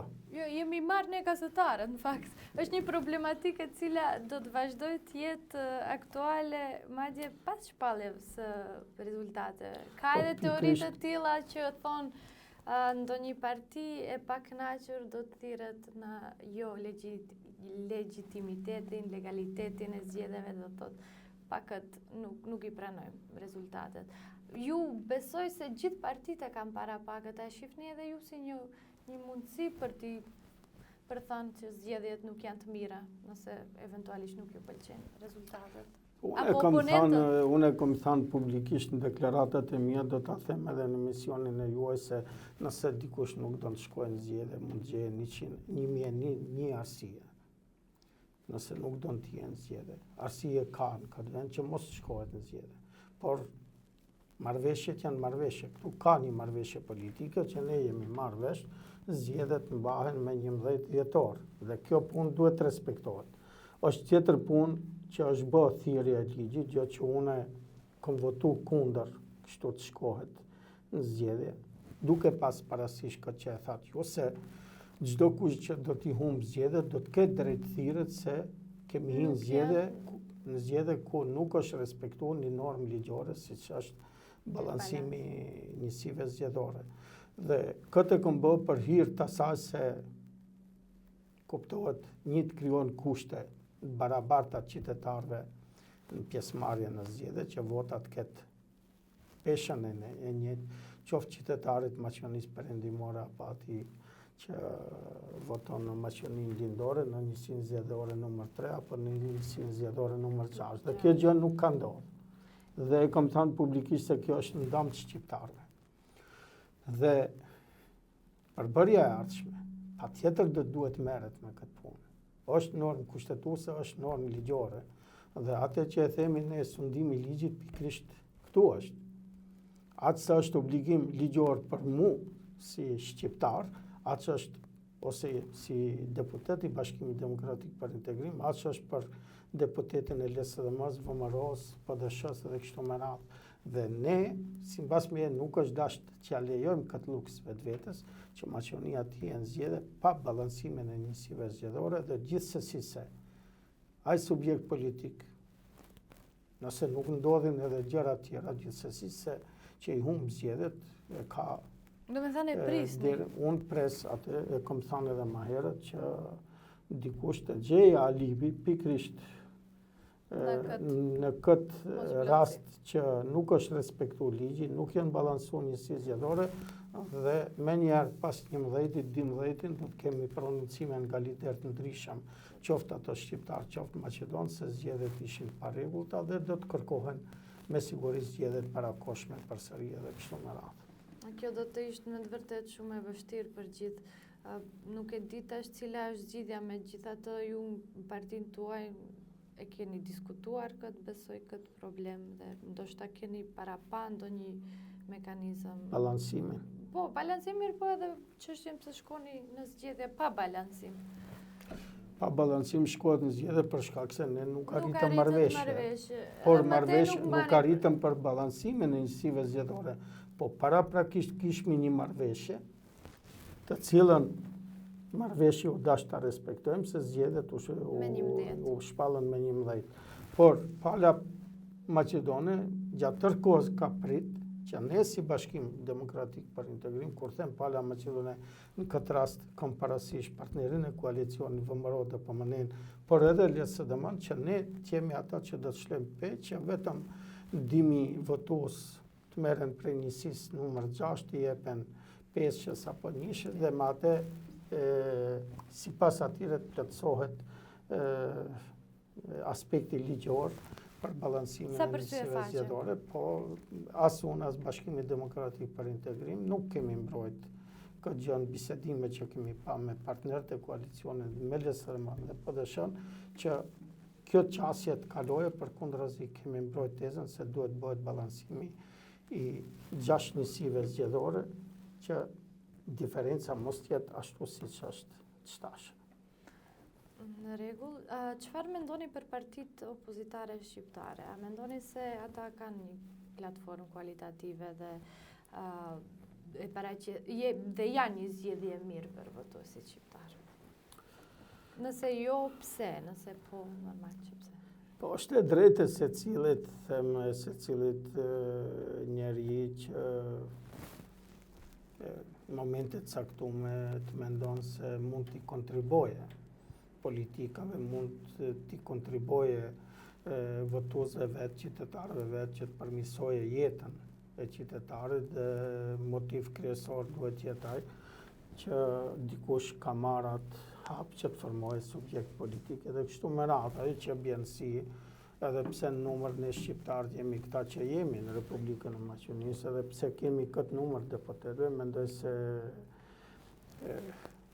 subjektet politike më të vola që janë kriju është e drejt e ati grupacionit që ka marrë atë vendim, por nëse kështu do të him në zgjedhje, nuk janë garanca as fjalët e tyre as platformat politike të atyre se me të vërtet premtimet që u bëjnë qytetarëve se me të vërtet do të përmirësojnë jetën, do të përmirësojnë statusin e shqiptarëve në Republikën e Maqedonisë. E them këtë për shkak se shqiptarët, nëse kështu shkohet në zgjedhje, do të dalin damtum, numri i deputetëve shqiptarë do të jetë shumë më i volë se sa është sot.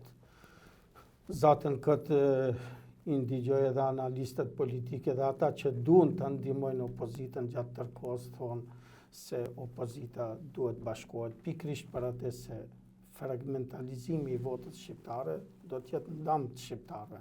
Dhe nëse dikush merr një deputet, 2 deputet apo 3 deputet, jep garanca se me ato 3 deputet e vetë me të vërtet do t'i bëjë ato ndryshime që dikush i ka shkruar në letër dhe vetëm i thot sot për sot, dhe nesër do t'ju ngele besnik se me të vërtet do të mund të realizojë atë platformë politike me aq deputet, them kushtimisht. Dhe unë e kuptoj brengosjen e analistëve politikë se për t'jenë serioze oferta politike, gjithsesi se duhet llogaritet mas pari që vota shqiptare qetë sa më e bashkuar. Nëse opozita, ashtu siç pretendon partitë e reja, që është shumë normale dhe shumë legjitime, shumë logjike, duan të marrin shumicën e votës shqiptare, unë e them me përgjithësi se kështu, siç ata Çfarë duan nuk garojnë, mund të bëjnë ata që BDI mundet? Çfarë nuk mund të bëjnë? BDI çka nuk mund të bëjnë. Unë njerë mas pari është qetësuese për votuesin shqiptar që janë formu shumë parti politike dhe ne do të na ngjaje fenomeni Malizzi, ku në vend se në Malizzi një kohë kishmi 5 deputet shqiptar, sot kemi 1 deputet shqiptar. Them, ky fenomen mund të na ngjaje dhe do të na ngjaje nëse kështu shkohet. Unë e them se Bashkimi Demokratik për Integrim atë që u premton e bazon normalisht edhe në bazë të mbështetjes që ka të qytetarët shqiptar, një gjë që asnjë subjekt politik më i vogël shqiptar nuk e ka atë mbështetje.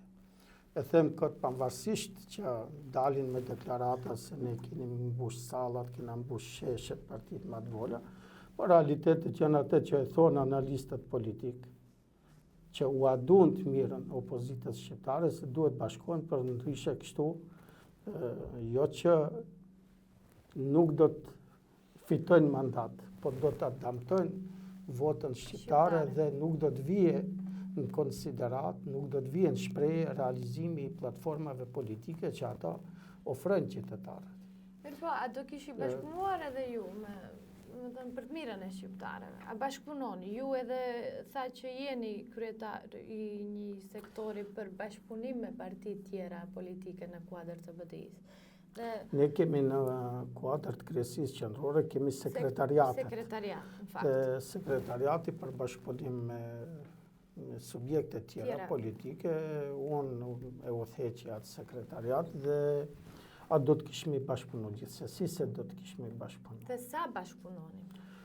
Për momentin nuk mund të flitet se ne kemi ndonjë bashkëpunim me partitë opozitare.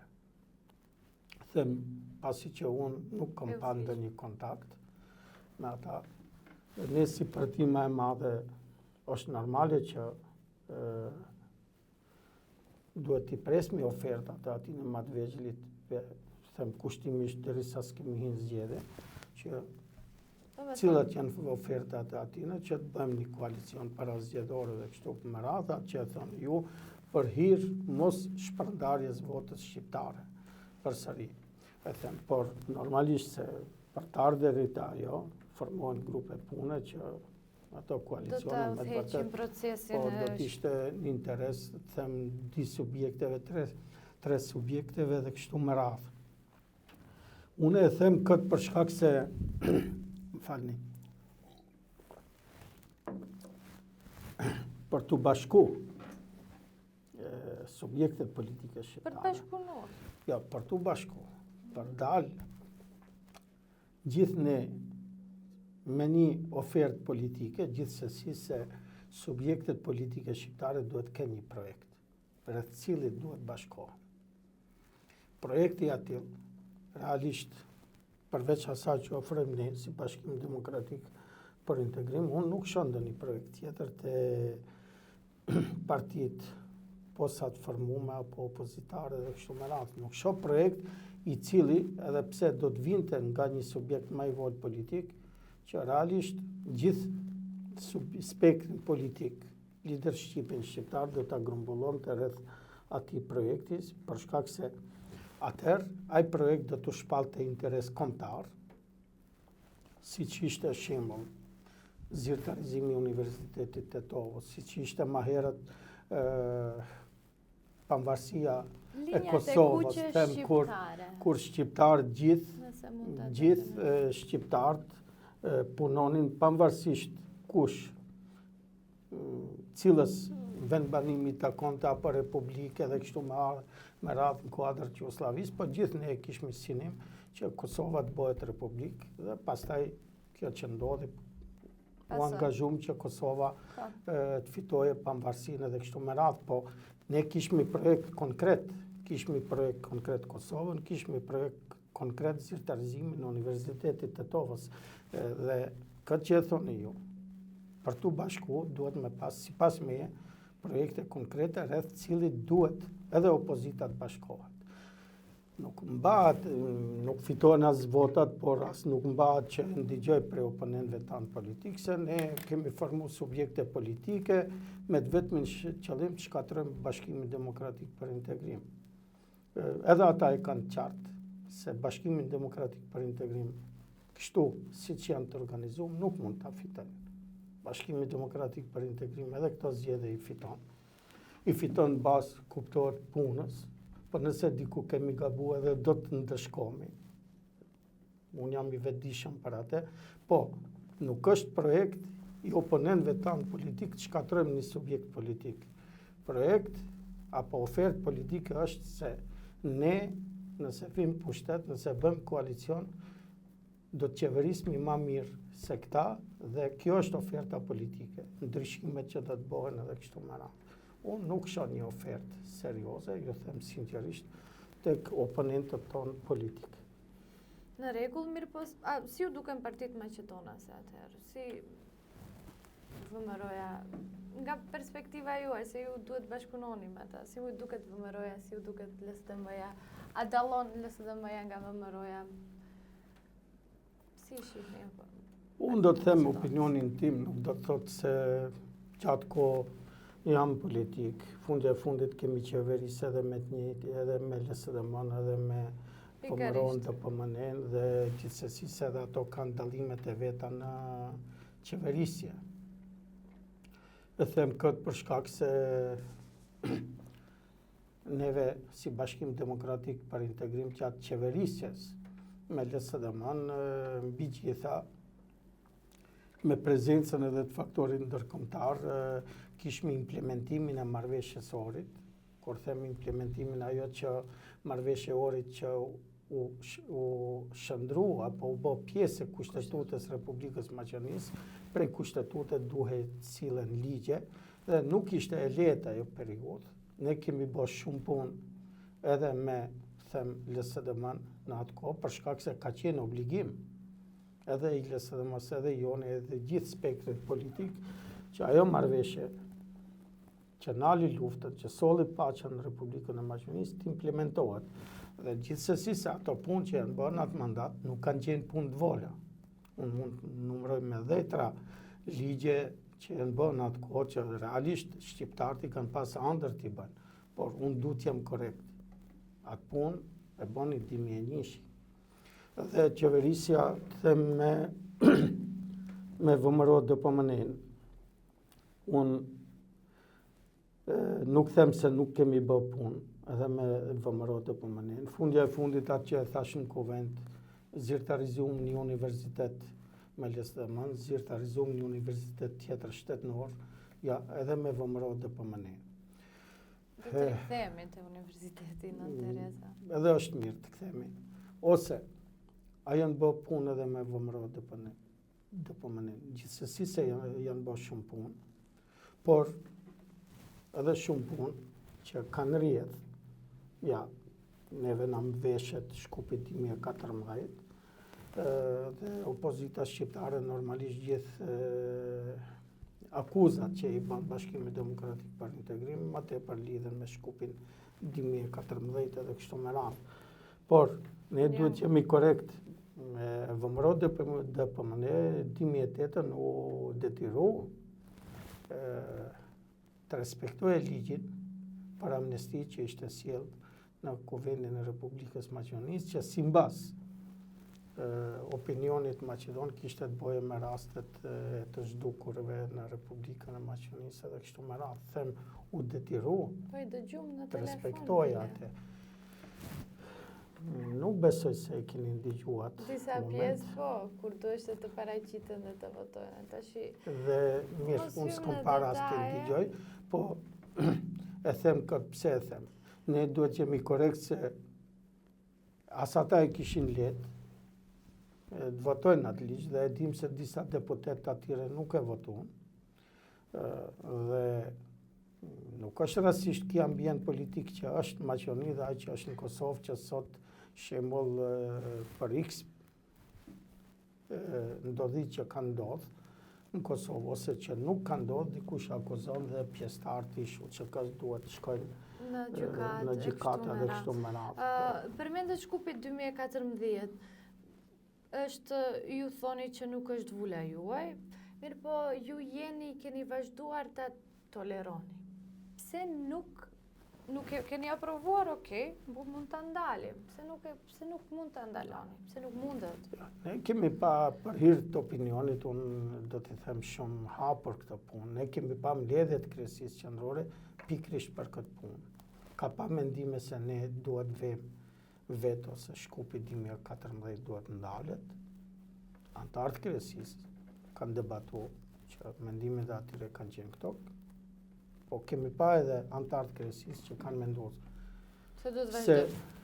se Shkupi 2014 nuk mund të ndalet, por ne duhet bëmi pjesë e Shkupit 2014 me përmendoret më në fund që u vonë në këtë pjesë Vardarit dhe me sheshin Skënderbej që ndërtohet në anën tjetër të Vardarit. Dhe unë i kuptoj subjektet edhe politicianë të cilët akuzojnë Bashkimin Demokratik për integrim, i kuptoj se Shkupi 2014. Po, edhe ai shesh që bëhet në anën tjetër, edhe ai bëhet me mjetet e kësaj qeverie edhe kështu me radhë. Mirë, shifrat dallojnë drastikisht. Dhe unë nuk flas për shifra. Unë flas se pse ka pa vendim Kryesia Qendrore dhe atë vendim e ka sjell me shumicë votash brenda Kryesisë Qendrore që ne të kërkojmë bëjmë sheshin Skënderbej si kundër përgjigje e Shkupit 2014, ne të vëmë në këtë rast 3 figurat të cilat shqiptare që u vonë në këtë pjesë të Vardarit. Ju personalisht mendoni se kjo është zgjidhja më e mirë? Jo, nuk thash se është zgjidhja më e mirë. Po kjo ka qenë vendim i Kryesisë Qendrore. Dhe unë për hir të opinionit do ta them, shqiptarët një gjë duhet ta kuptojnë në Republikën e Maqedonisë, se Shkupi 2014 nuk është i Maqedonisë. Leka i Madh nuk është i Maqedonisë. Filipi i Madh nuk është i Maqedonisë. I dim rajt, dim se kush, ose shtatorja e Nën Terezës që është në këtë pjesë, nuk është e Maqedonisë, është e shqiptarëve, por ne shqiptarët, edhe shumë personalitete tjera, ne shqiptarët duhet t'i dalmi zot historisë tonë, të kaluarës tonë, pavarësisht se si është, historia është histori. Nën Tereza ka qenë e fesë katolike, Skënderbeu ka qenë ai që ka qenë, Leka i Madh ka qenë ai që ka qenë, dhe shumë personalitete tjera që ju takojnë jo fesë islame në këtë rast, po atër shqiptarë këto kanë qenë, gjenden ato figura dhe në këtë pjesë Vardarit. Po defekti jonë është, se askush prej nesh, tunis prej meje, nuk kemi marrë lullet vendosmi të shtatorja e Lekës Madh, për shkak se ne duhet i dalmi zot ati. Nëse ne nuk i dalmi zot ati, nëse nuk i dalmi zot Nën Terezës, normalisht do ta përveçojmë tjerët. Dhe unë nuk e shoh Shkupin 2014 vetë si të Maqedonëve. Është diçka tjetër që ne duhet si temë që unë pajtohem, duhet të hapet edhe është dash të hapet, se a është investimi i qëllum apo jo. Ama mirë do t'ishte të ndërtohen shkolla, kanalizime, infrastrukturë në përgjithë qytetet në Republikën e Maqedonisë, apo të bëhet Shkupi 2014. Dhe këtu unë pajtohem me gjithë ato analistë që e thonë se më mirë do t'ishte të investohet në atë që është interesi qytetarit, se sa të bëhet përmendore të cilat nuk sjellin profit, nuk sjellin jetë më të mirë për qytetarin edhe kështu me radhë.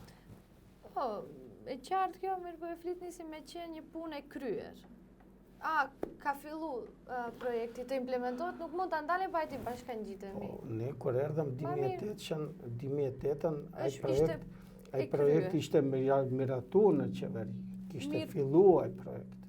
Dhe është e vërtet, unë nëse ju them se unë nuk kom votu buxhetet e Republikës Maqedonisë, që pjesë të ative parave kanë shkuar edhe për Shkupin 2014, atëherë nuk jam korrekt me shiquesin, nuk jam korrekt edhe me ju këtu në emision, për shkak se fundja e fundit unë mund të them ndryshe, por vota ime ka shku pro miratimit buxheteve kur unë kom qenë deputet prej 2008 deri 2011 dhe që tash mandatin e fundit pasi që një kohë nuk isha në kuvend. Me qartë, ju thoni që edhe me VMRO-n edhe me LSD-n keni bë punë të mëdha, po Ka dallim. Ka dallim. Ka dallim qeverisja me LSD-n dhe VMRO-n, po a mendoni se LSD-ja pak më lehtë me LSD-n më lehtë mund t'i plotësoni atë kërkesat e shqiptarëve? Se më tingëlloi më herët që ashtu ishte, gjërat që shqiptarët nuk i kanë ndruar. Ja. Ma konkretizoni. Duhet të jem shumë konkrete dhe shumë i shkurt. Ju lutem. Me LSD-n kemi pa agjend, kemi pa një projekt që është quajtur implementimi i marrëveshjes së Ohrit, i cila ishte pjesë e kushtetutës dhe ajo kushtetutë u dash shndrohet në ligje. Dhe ato ligje i kemi prunë me LSD-n dhe e them me përgjithësi se ajo kohë gjithsesi se shqiptarët e marrin mend si kohë kur është avancuar statusi i shqiptarëve në Republikën e Maqedonisë. Dhe kjo punë është kështu. Po nuk mba teza se me VMRO nuk kemi bë punë, ne kemi bë punë, por përshtypja të qytetarët është se Bashkimi Demokratik për Integrim ka mund më mirë, ka mund më shumë të bëje për shqiptarët edhe gjatë kësaj qeverisje. Përshtypja juaj? Nuk ka punë, përshtypja ime është edhe them shumë me përgjithësi. Nuk ka punë që shqiptarët nuk mund ta bëjnë në Republikën e Maqedonisë, por duhet flasin me një zënë dhe duhet qenë vendosur kur thonë se kjo punë duhet bëhet dhe duhet që qëndrojmë atyre gjërave. Nëse ne e thomi me luhatje se kjo puna bëhet a nuk bëhet, atëherë gjë normale, kush do le të jetë partneri i koalicionit do të hasën rezistencë dhe ajo punë nuk bëhet. Por e them edhe një herë, nuk ka punë që nuk bëhet. Por përsërim varet nga vetë përfaqësuesit shqiptarëve që do të jenë në qeveri dhe që do të jenë në kuvendin e Republikës Maqedonisë. Nëse ata janë vendosur të ngelin besnik platformës politike të cilën e hartojnë në partitë e tyre politike, i fitojnë zgjedhjet dhe atëherë patjetër e them. Ajo platformë do të realizohet për shkak se ky shtet nuk mund të ekzistojë pa shqiptarët. Dhe kjo punë është kështu, don apo s'don dikush. Fundja e fundit. Interes është i Maqedonëve të kenë shqiptar si Koshi, si Fqie dhe kështu me radhë, për shkak se unë nuk do të them kur gjë të re. Këtë gjë e din edhe VMRO-ja, këtë gjë e din edhe LSD-ja që ka qeverisë me ne, se ne kur kemi thënë diçka se kjo punë duhet bëhet dhe i kemi ndet asaj fjale, kemi gjetë rrugë me partnerët e koalicionit që ta bëjmë. E them këtë, shqiptari është interesi i Maqedonit që bashkë qeverismi, bashkë jetojmë si fqi këtu, kuptohet si fqit barabart me zveti. Le të ma tregojë dikush, e them... Këtë herë do t'jeni ma këmbëngulës. E them shumë me përgjithësi pse shqiptari duhet jetë këmbëngulës kërkesat e veta, e them shumë me përgjithësi se ku nuk ka shqiptar, nuk ka Maqedon. Dhe interesi Maqedonëve është të jenë fqi shqiptarët. Dhe kjo Maqedoni nuk mund të ekzistojë pa shqiptarët. Nëse është kështu, atëherë ne si shqiptar, mas pari duhet kërkojmë fajin të vetvetja, nëse nuk kemi realizuar ndonjë punë, dhe pastaj drejtojmë gishtin nga partnerët e koalicionit dhe kështu me radhë. A është lehtë me qeverisë? Edhe LSD-ja ka bë obstruksionet e veta gjatë qeverisjes, edhe VMRO-ja është mundu të tregohet sidomos të pala të elektorati vetë, se ja ata janë ata të fortit në këtë vend, dhe se ata janë ata që qeverisin, se ata janë ata të cilët din të menaxhojnë edhe me kampin politik shqiptar dhe kështu me radhë. Por politika është kjo. Duhet ta them edhe atë se VMRO-ja ka menaxhuar më mirë me mediumet në këtë drejtim, se sa ka menaxhuar LSD-ja, dhe për atë është kriju kjo përshtypje tek opinioni maqedon, se ata janë ata të cilët po jo, ne din se si merren vesh me shtetin. Mirë, po ne shohim sa konkretisht janë realizuar kërkesat e shqiptarëve. Prandaj, Ndoshta ata janë më të fortit, Mi menaxhojnë më shumë me numëroni mediat. kërkesat e shqiptarëve përveç eurointegrimeve dhe zyrtarizim Zimin plot e gjuhës gjuhës shqipe, shqipe. tjerat që nuk janë realizuar. Unë mund që numëroj me 10 ligje dhe projekte që ne i kemi realizuar, qoftë me ata, Po, normalisht se ne nuk kemi hasë në derë të hapur. Ne është dashtë të bëjmë punën tonë, bëjmë politikat tona që ti detirojmë partnerët e koalicionit dhe jo rasisht e thash, obstruksionet çdo herë ka pas nga partnerët e koalicionit kur kanë qenë në piqe të drejtat e shqiptarëve. Po mirë, si do të bëhet gjuha zyrtare shqipe? E pam një deklaratë e Zaevit u bë shumë buje madhe. Tash si këtë herë do bëhet? E di, mund ta vendonin kushtetutë, ta shënoni, ta ndroni që shqiptarët kanë gjuhë zyrtare. Po si do të arrini deri te kjo tash? Kurse s'bë deri tash. Pse tash? Se gjuhën shqipe keni pas ju në marrëveshje edhe më herët. As Zaevi, as Nikola Gruevski, e them shumë me përgjithësi, nuk e kanë zyrtarizuar gjuhën shqipe në Republikën e Maqedonisë. Gjuhën shqipe e zyrtarizoi Timi Enishi, realizoi e imponon ndryshimet kushtetare që ndodhen atë kohë. Dhe gjuha shqipe, zyrtarizim apo përdorimi plot i gjuhës shqipe duhet shihet në kuadër të kësaj kushtetute që u ndryshu Timi Enishi. Dhe unë kom përshëndet deklaratën e Zaevit. Jam i vetmi politicien, ndoshta edhe shqiptar që unë kom përshëndet deklaratën, po deklarata është deklaratë. Jo, e kisha shembull deri te zyrtarizimi i gjuhës shqipe, gjithsesi se ato subjekte politike mas pari duhet marrin besimin e popullit. Dhe pastaj kuptohet, bëhet implementimi i ligjit konform kushtetutës për përdorimin e ligjit apo sjellët ligji i cili do të jetë konform kushtetutës që do të implementohet në tërë Republikën e Maqedonisë. Dhe kjo punë as shumë u politizu këtu, dhe u shku aq larg edhe nga partnerët tanë koalicionit se bëhet federalizim e Maqedonisë dhe kështu me radhë, që s'ka të bëje fare mate. As ne kemi kërku federalizim, as Zaevi i kontribon federalizimit, por për të fitu pojena politik, kampi apo subjekti politik i vëmëros, dulen me teza se ja se çka ndodhe dhe kështu me radhë. Ku e kam pyetjen? Pyetja si duhet duket ligji, gjithsesi se duhet ketë përdorim plot duke unë prej Covidit. A pranoni ju se është gabuar, nëse mund ta themi, me këtë zyrtarizim deri tash? Unë nuk pranoj se është gabuar, nuk pranoj për shkak se jam një ndër ata që jam marrë prej 2010 deri sot me zyrtarizimin e gjuhës shqipe.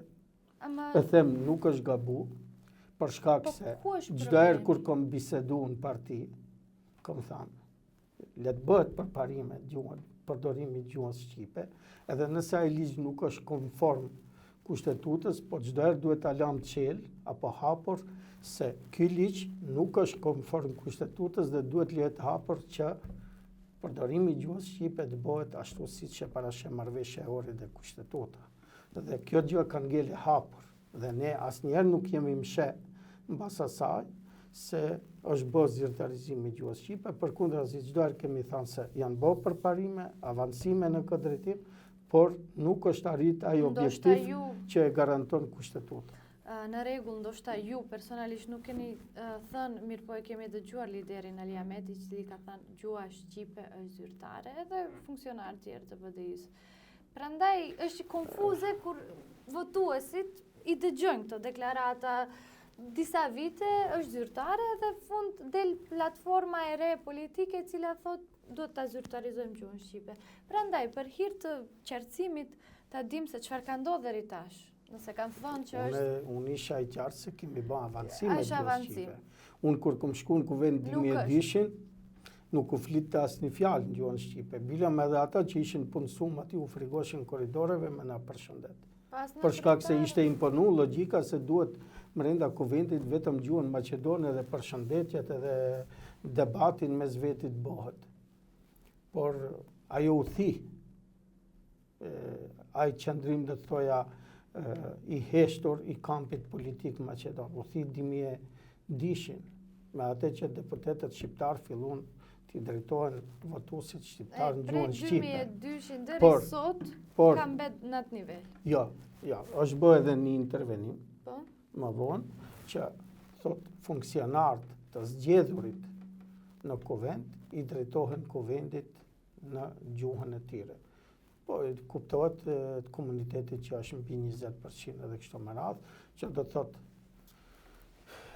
më herët ministrat, drejtorët shqiptar që zgjidhen në kuvend nuk kishin të drejtë na drejtojnë neve dhe qytetarëve në gjuhën anëtare, por u drejtoheshin në gjuhën maqedone. Por kur themi ne ligji, unë do ta marr si shembull, unë kam qenë nënkretar i kuvendit, nuk kam udhëheq asnjë seancë në gjuhën shqipe, nuk kam udhëheq për shkak se rregullore ja ka mundsu kryetarit kuvendit, ja mundson që ai kur ta shohet arsyeshme në mënyrë barabartë që ndajë hapësirë 3 nënkretarëve për udhëheqjet e seancave. Për shkak se unë ja kam bërë me dije se seancën nëse e marr të ta udhëheqë në gjuhën shqipe, ai nuk i ka dhënë hapësirë asnjëri nga homologët e mi apo nga nënkretarët që kanë qenë njëri vëmëros, njëri LSDMOS, dhe gjatë tërë kohës do të thotë kryetari i kuvendit nuk ka respektuar ligjin, nuk ka dhënë atë hapësirë që duhet që jape një nënkretare. Dhe kjo është ajo që para ligjit gjithë ne që marrmi funksionet ndryshme qoftë kryetar kuvendi, qeveria dhe kështu me radhë, duhet që jemi barabartë. Edhe një pyetje shkurt para fundit, a mendoni se është koha për parti multietnike? Çfarë mendoni për këtë fenomen që tash është bë më i ri, domethënë shkojnë shqiptarët në parti maqedonase? A mendoni se një parti maqedonase mund t'i plotësojë më mirë kërkesat e shqiptarëve? Po unë do ta thoja se është e drejtë e çdo qytetarit të atërojë çdo subjekt politik, por a është koha? Unë mendoj se jo, për shkak se shqiptarët ende nuk i kanë zgjedh drejtat kolektive që ju takojnë në Republikën e Maqedonisë. Nuk flas për drejta individuale. Drejta individuale secili mund personale mund t'i realizojë nëpërmjet subjekteve të ndryshme politike. Po drejtat kolektive shqiptarët mund t'i realizojnë këtë vend vetëm duke votuar subjektet politike shqiptare dhe jo duke votuar subjektet politike maqedone, për shkak se çdo kush prej shqiptarëve që ateron në atë subjekt politik, qoftë në VMRO, qoftë në LSDM, diku tjetër, ai do të realizojë interesat e veta, por interesat grupore nuk do të mund t'i realizojë për shkak se e kalumja tregon se edhe mbas luftës ditë botërore shqiptarëve ishin pjesë e lidhjes komuniste, ishin pjesë e partizanëve dhe kështu me radhë, po e dim se si mbaruan. Për shkak se u tradhtuan nga po ata që premtonin barazi të plot gjithë qytetarëve në Republikën e Maqedonisë apo në Republikën Jugoslave. Që do të thotë e kalumja është shumë e hidhur në këtë drejtim. Dhe unë mendoj se pamës me u bë barazimi i qytetarëve, drejtat kolektive që u garantohen shqiptarëve, përfaqësimi i drejtë, përdorimi i gjuhës shqipe dhe kështu me radhë, nuk ka hapësirë për parti multietnike. Ju faleminderit shumë. Mendoj që kemi kaluar kohën. Shikues të nderuar, ju faleminderit që na ndoqët. Faleminderit edhe për ju. Faleminderit shumë për prezencën. Shihemi së shpejti në emisionin e radhës.